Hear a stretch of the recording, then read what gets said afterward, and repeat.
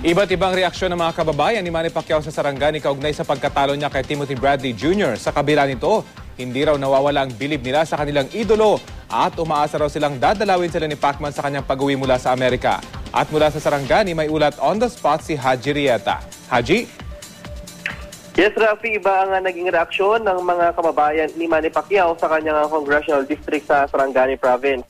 May mga nagsasabi nga na daya si Pacman kahapon, gaya ng ilang grupo ng kababaihan sa barangay Atuyan sa bayan niya ng Malapatan.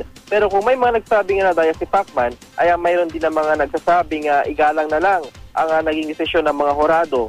Ayon nga sa isang negosyanteng nakausap natin, ay hindi naman daw natin alam ang mga guidelines sa boxing at ang mga judges lang ang nakakaalam. Pero hindi naman kaila sa kanila na dapat na magkaroon ng rematch sina Pacman at Bradley para magkaalaman na kung sino nga bang tunay na kampyon.